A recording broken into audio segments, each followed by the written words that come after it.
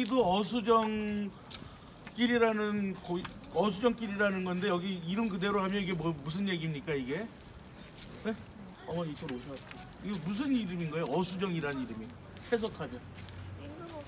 임금업자일 거고. 예. 물 숫자에 이제 운물 정자죠. 예, 여기서 이제 우물이었다 이런 얘기예요. 여기가. 예. 예. 왕이 여기서 물을 먹었다는 건데 이 어수정길은 의정부에만 있는 게 아니라 전국에 많아. 임금이 지나가면서 물 안 먹은 동네가 있냐고. 그냥 임금이 물 먹은 데는 다 어수정길이에요. 누구랑 연관이 돼 있는 거냐, 누가 물을 먹었을까 좀 구체적으로 알고 싶다. 그러면 이제 여기서 효종대왕이 나와야 되는 거죠. 효종대왕이 여기서 물을 먹어야 되는 이유가 있었던 거예요. 시원한 물을 먹어야 됐었던 이유는 바로 잠시 후에 가야 될 어립계라는 그 지역 때문에, 거기에 이제 순시차 오시면 여기서 시원한 물을 드시고 또 다시 한번 호령하고, 예, 군사 지휘를 하고 그리고 이제 가시는 거죠. 의정부의 이 전자마을이라 그래서 그 이방원하고 이성계가 만나서 화합을 했다는 동네가 있습니다. 저기에 그 회룡사 앞에. 그러니까 회룡역 쪽에 있는 건데, 거기 의정부엔 거기에 있는 전설을 동두천에서는 어수정이라는 정자에서 이방원하고 이성계가 만나서 화합을 했다라는 걸로 이야기를 땡겨다가 지금 만들고 계시더라고요. 동두천에서 이 어수정이라는 단어로. 예, 어찌됐든 여기는 효종대왕이 물을 먹던 곳이다 라고 하는 겁니다. 자, 그럼 이제부터 본격적으로 어수정에 그 물을 먹었던, 우물에서 물을 먹었던 우리 효종대왕이 어떤 일 때문에 여기 이렇게 와서 물을 먹어야만 했는지에 대한 역사를 다시 되짚어가는 걸로 하도록 합시다.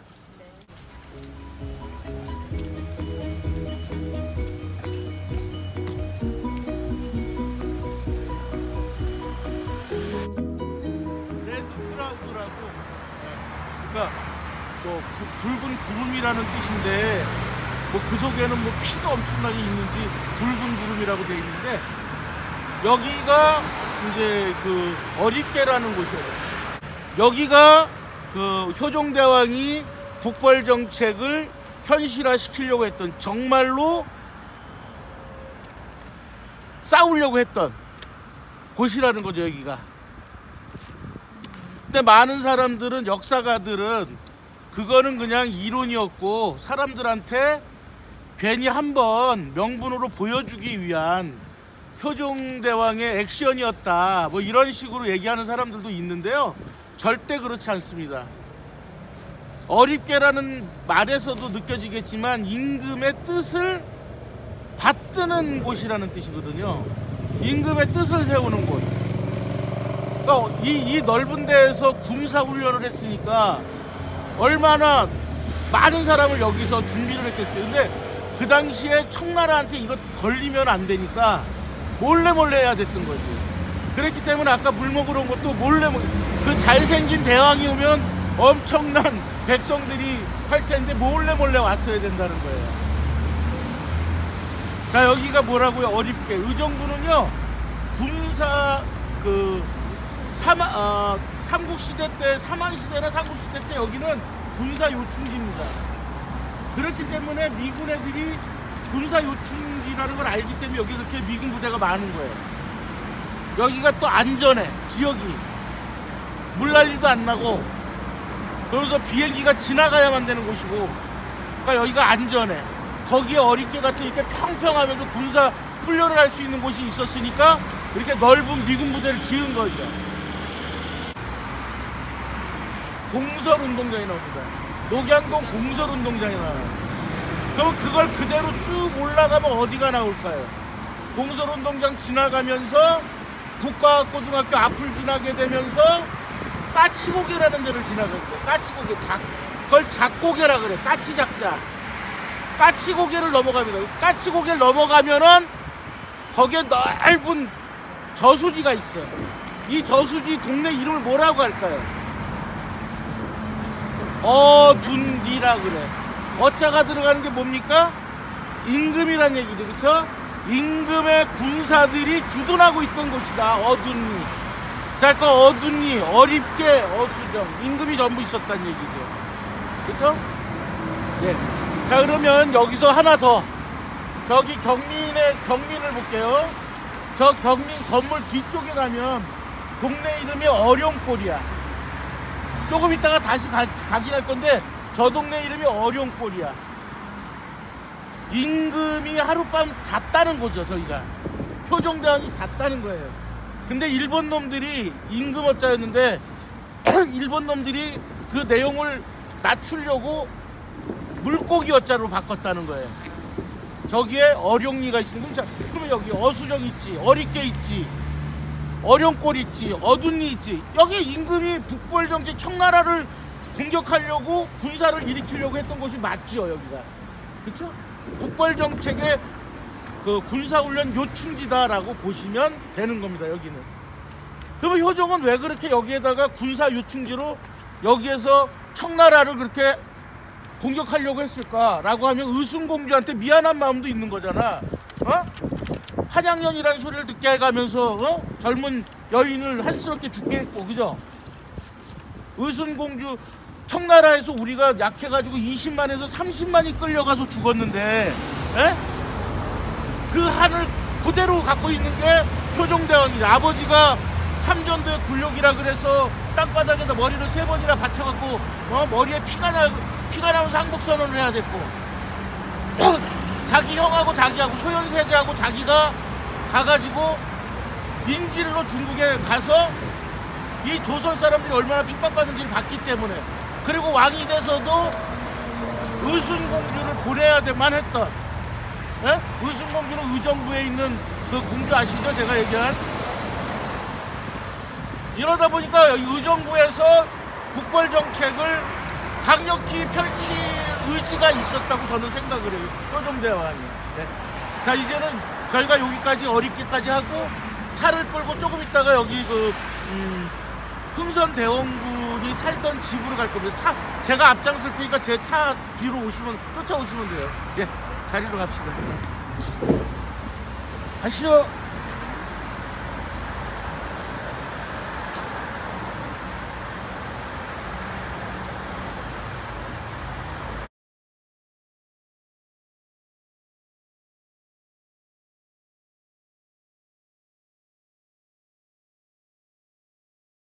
여기를 직곡산장이라 그러는 이유는 뭐냐면 요 앞에 흐르는 앙골이라는 개울이 쭉 물이 흐르죠. 거기가 이제 옛날에는 이렇게 바위들이 이렇게 직각으로 끊어져 있어요. 지금도 보시면.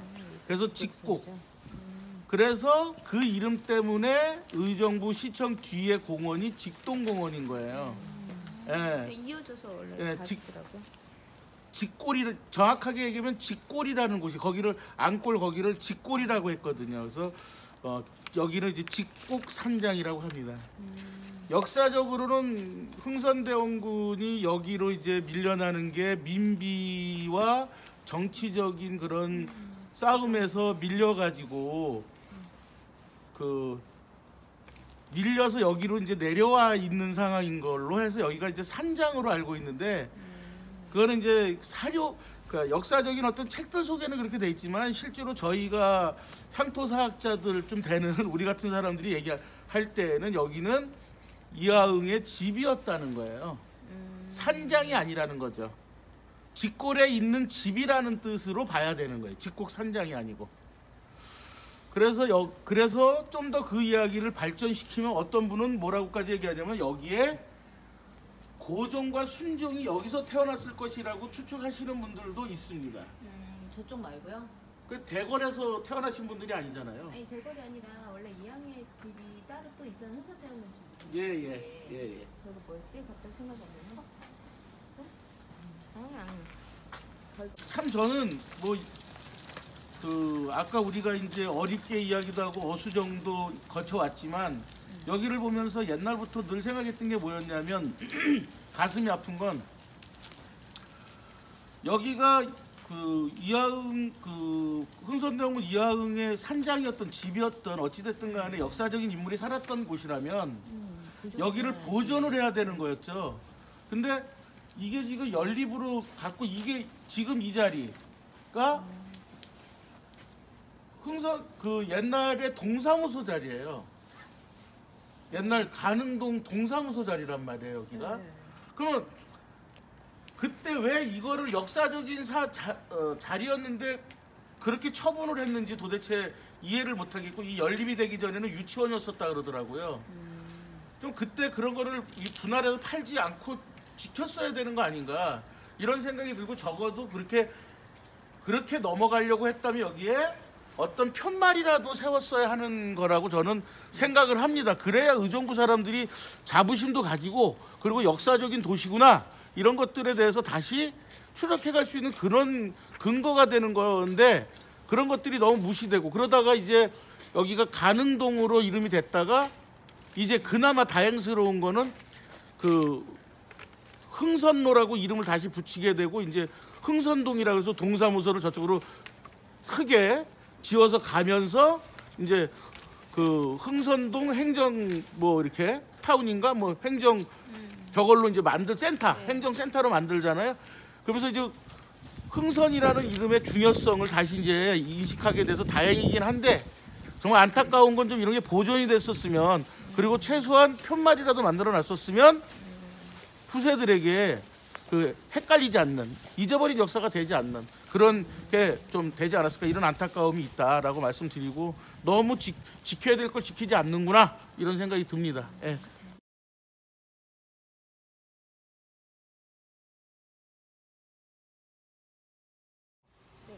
여기는 옛날에 그 이씨 집성촌이었어요. 연안 이씨 집성촌. 예, 지금 이제 다음에 나올 독립운동가 이용재라는 분의 이야기든 지금 나올 이정기 그 월사 이정기 할아버지 얘기든 간에 전부 두 분이 다 같은 집안입니다. 예, 그러니까 여기 연안이 씨 집성촌입니다, 여기가. 자, 그럼 여기서 이제 아까 걸 잠깐 끌어드릴게요. 아까 우리 저쪽에서 어립게 얘기를 했었잖아요. 그 경민 밑에 그 저기 레드 크라우드 미군 부대. 자, 거기에서 어립게에서 군사훈련을 몰래 북벌 정책을 현실화시키려고 몰래 군사훈련을 했습니다. 자, 그 다음에 그러니까 이제 하루가 지나면 어디서 주무셔야 되잖아요, 그죠? 어디서 주무셨겠어요? 요 정도의 거리 정도가 딱 알맞겠죠, 그렇죠?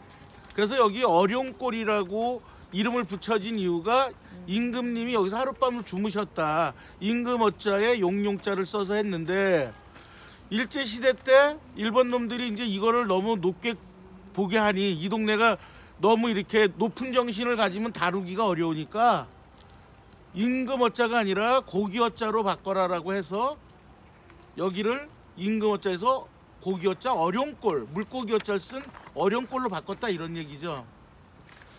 근데 이게 뭐 제가 억지로 만든 얘기가 아니라 실제로 옛날에 이제 의정부 지명에 대한 이야기를 할 때 가장 객관적인 건 노인분들의 얘기를 채록하는 거예요.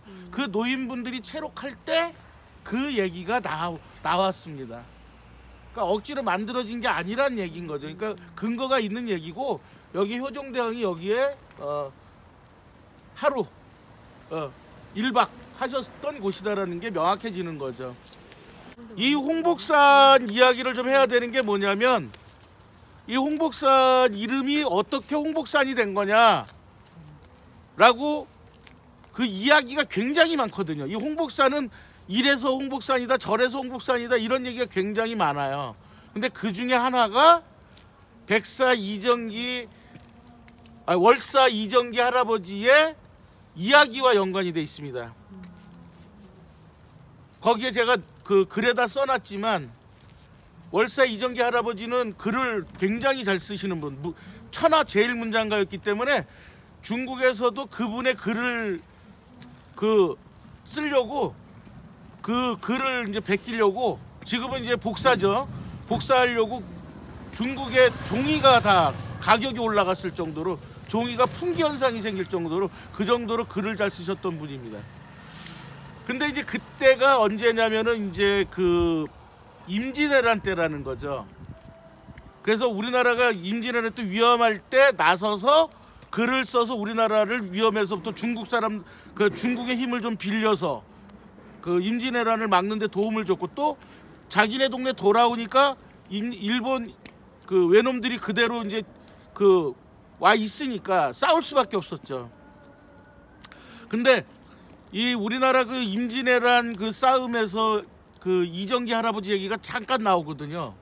거기에 보면 뭐라고 나오냐면 백면서생 이정기가 나와요.